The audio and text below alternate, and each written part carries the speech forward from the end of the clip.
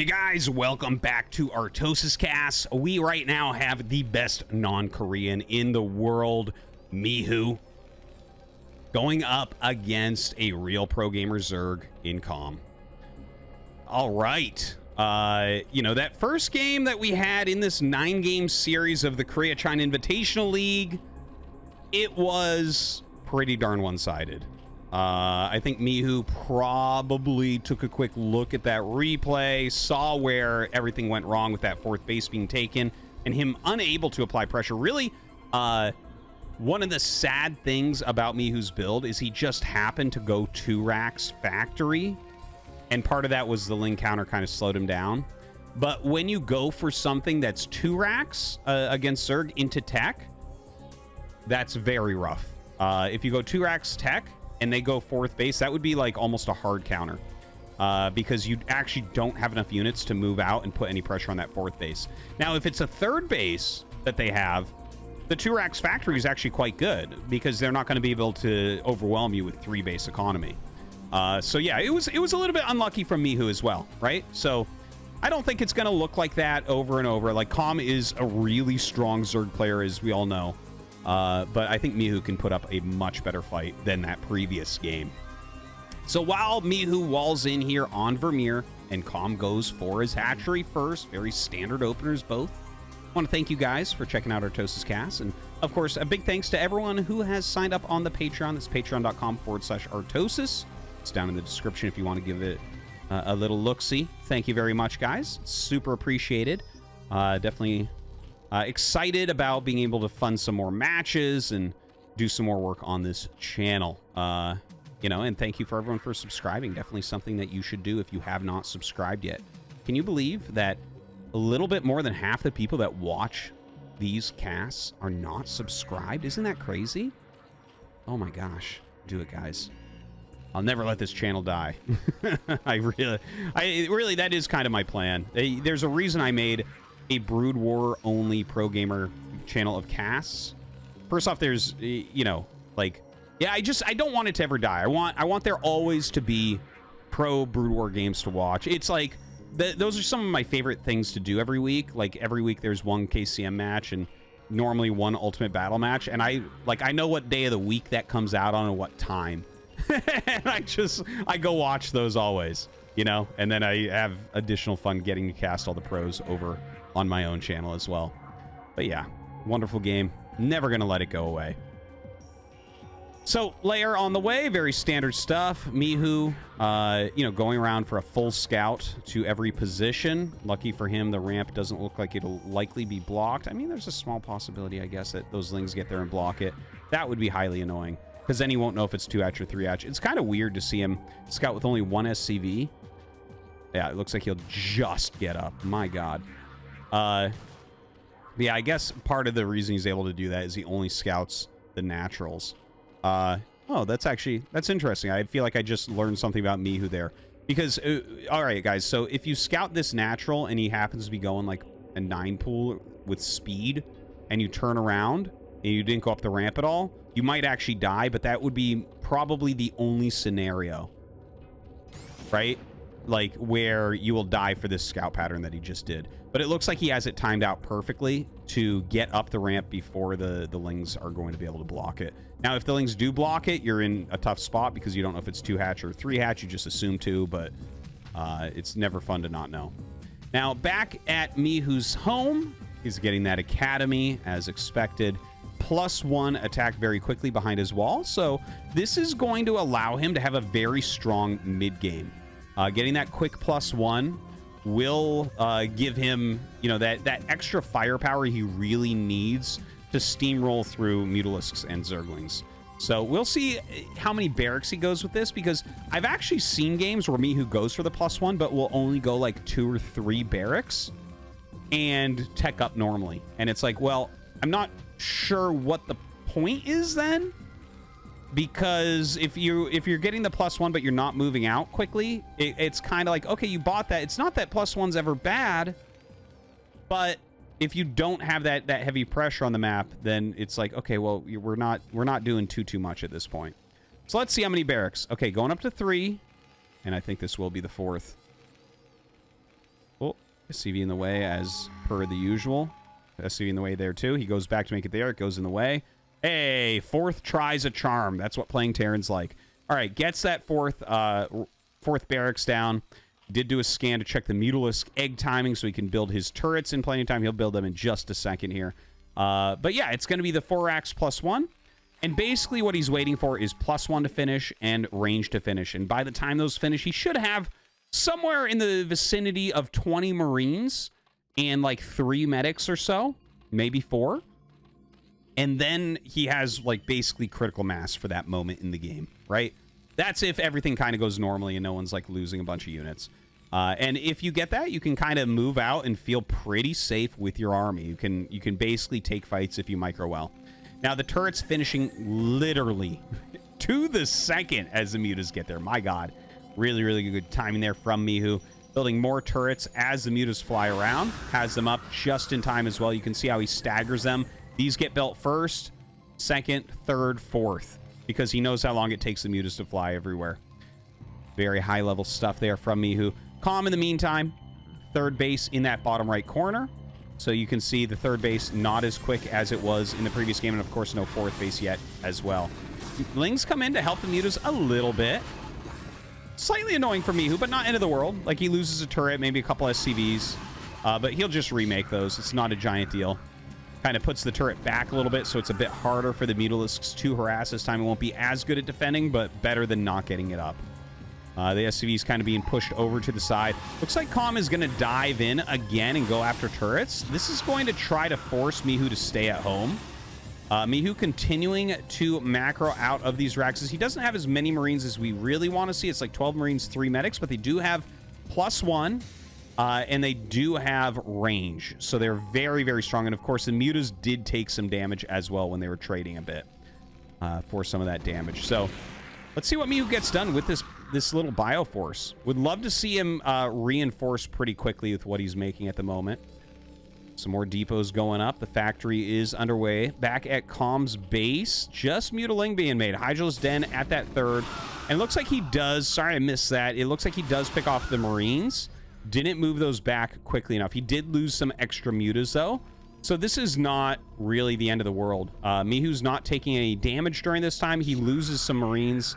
But, you know what? He's able to refill that reasonably easily with his 4 barracks. It's not like that previous game where he only had 2, and it's really hard to refill. And, yeah, the mutas are going to be kept at bay for now. He has his factory done. Definitely needs to get starports going. Very, very important to get that going right away. Continue that tech forward. The Queen's Nest is just about done. So, you know, the speed of it this game, I don't think there's any real tank push potential here for Mihu. And yeah, he doesn't think so either. Throws down 2 starports as opposed to going 1 starport, 1 factory. You gotta be careful about that, right? Like there are times where siege tanks can be used against Zerg. This is one of the most common things that I see asked from people who watch StarCraft. It's like, why don't you just go tanks? They counter lurkers. It's like, well, the thing is, defilers counter tanks super hard, unless you went mech and you have like 50 tanks, right? And then they only counter them a little bit, because defilers counter everything a little bit, or a lot. But yeah, basically, it just has to do with if they're going to have consume up before you can break them. If you can break them before consume, you don't even need to necessarily break them, but if they know you can break them, they have to sacrifice a lot of units fighting you and trying to keep you off their back. So yeah, that's kind of what you're looking for, is just how quickly can they get that.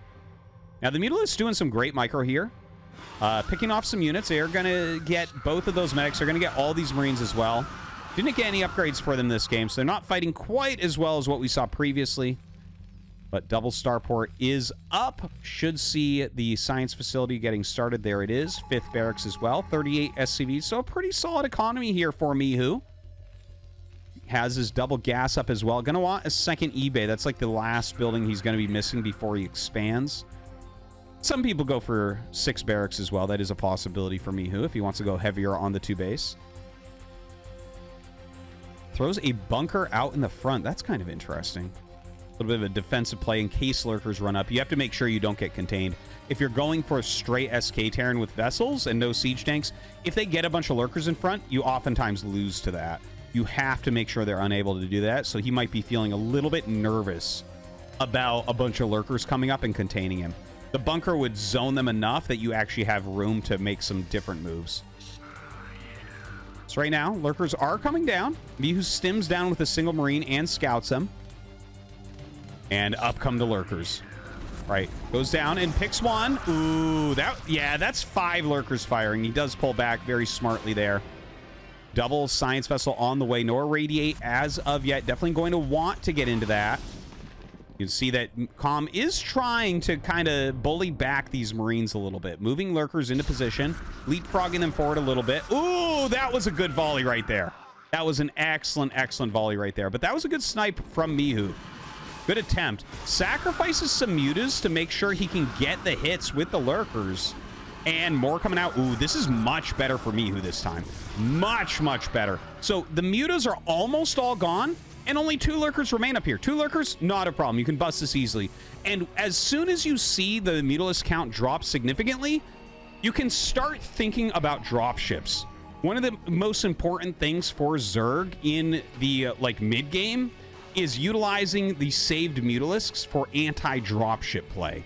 So I'll be interested to see if Mihu wants to put out a couple dropships after these 2 vessels finish. I think that could be a very, very strong play. Right now, Com is just trying to get all of his units forward, defend. He just took the 4th base, so he's going to need to defend here. Obviously, if Mihu's rotating around, you have to defend here as well. And without the mutas, you're just kind of relying on Scourge and your ground units, which aren't quite as good at that. And see, he does start 2 dropships. So very, very smart play here from Mihu. The Scourge and mutas hunting for vessels right now. They were actually looking for what Mihu was doing there, which is, maybe being a little bit sloppy attack, moving everything down. The vessels are a little bit quicker. They get in front of the Marines, that type of thing. Now, scans here, sees a ton of lurkers. Gets the 1 defiler. Obviously, you can't break there. Way too many lurkers. But all that Mihu wants to do right now is apply pressure out to Com, right? Move back and forth, hit some irradiates, that type of thing. And his drop ships are going to be a big part of this game. There's two more on the way. Now, he has to make sure to stay away from these overlords, because if Com gets that much advance notice, they aren't going to do damage. It's really good for Terran to kind of clear the center of the map, clear things like this overlord, etc. These are common spots on Vermeer that you can put overlords that you can't see until you have vessels, right? They're kind of hidden up there. But yeah, he's going to want to kind of get rid of those to make sure that Com doesn't see his dropships coming in. Because 4 dropships, you might just win the game with those. That's a possibility. But if he doesn't do anything, Com's economy is getting really big. He's got this 4th base fully saturated. He's on 50 drones right now against just slightly more from Mihu. So here comes the 4 dropship. It's not completely full. He'll fill it up with his other units. Notice how he's dodging where he thinks anything will be. Yeah, he's starting to clear these overlords because he absolutely has to. If this overlord... Okay, he turns it just in time. Guys, this is such a tense moment right now. The dropships have not been spotted. There are a lot of Scourge here, so he does have to be careful where he flies them in. You can do moves like sacrificing the vessels. By the way, this one doesn't have a lot in it. He has one in here that only has a single medic. All right, irradiate on the Scourge. Oh, no. You know what? He still gets an okay amount out. Has a couple fire bats in there that's really useful. But the plague did go down. Ooh, it gets cleaned up really quickly by Com. A really good attempt there from Mihu. But Com just a little bit too on top of it, and there were too many Scourge right there. He tried to irradiate the Scourge to prevent that from occurring. And they connected too quickly. Enough units got up. And, if he had dropped, all 4 dropships out, he probably kills this base, and he has a big lead. As is, though, look at those supplies. Mihu is ahead, yeah. But Com is building towards his ultras. He's getting chitinous right now, getting a lot of fantastic upgrades, going for that +2 carapace. Mihu is ahead as far as the bio upgrades go by a little bit right now, so that's good. He's definitely still in this game. He has his 3rd base up, getting that 3rd gas. He's going for a 4th base as well. And notice how he's moving the map. I'm going to zoom out just for a minute here. A big group down here, and then a second group here. He's trying to stop unit circulation here from Com. If he can keep Com in Com's base, then that is amazing, because that allows these bases to function without being shut down. And then he can really add on to his army, whether that's just staying SK Terran. Maybe he wants to switch it up. I see a factory being made right now, so it looks like he may end up going like 2 factory siege tank, I would imagine, but he's actually getting vulture mines right now, so not entirely sure about that. You know, battle cruisers could be a good choice here in a little bit as well. Generally, they're considered pretty strong when you go for this kind of standard Zerg play. When they go into ultras and everything, the BCs can really put some pressure on. Very good at defense as well. So ultras are being made. Still miWHO roaming quite a bit. Oh, that was a beautiful plague. So annoying to be plagued like that. But look at this. Mine's going to be laid. Okay, so is he going to go 2 factory vulture to just kind of lay mines? That's kind of like an old school type of idea. You don't see that too often, but I guess if you're just trying to keep your opponent from getting over to your bases, it could be useful. We'll see what he utilizes those factories for. But right now, ooh, a defense matrix. Okay, a better idea. But now that he's seen the dropships, I don't think you can do anything, right? Like, look, he brings up defilers, he brings out more Scourge. Oh man, the Scourge actually doing a great job here catching some of those science vessels. He does irradiate all the defilers, so that's something at least. That might allow the drop to do a bit better. 4 dropships with lots of units in there right now. A little group of Lings did get through, and look at this, just a small group of Lings. See, this is what he was trying to prevent before. This is great from Calm. Just even a few Lings, you have to bring units over. You're losing economy, you're losing mining time. Look at this, a 4th base just absolutely not mining because 5 Zerglings get there, right? So we might see miWHO set up some bunkers. Yeah, there's a bunker there. He'll probably set up bunkers at both locations, but he has had to pull back. No more map control here, no more map control here. Instantly, Calm moving up the map. You can see Ling Ultra coming up from both sides. And if Calm gains actual map control here, like right now, he has it a little bit. But if he actually forces miWHO all the way back, miWHO is going to die. Like straight up. This is so many Ultras right now. Look at this. The Scourge going to come in, get those vessels as well. And as miWHO moves back, well, the Ultras get on top of everything. GG. Calm wins game 2.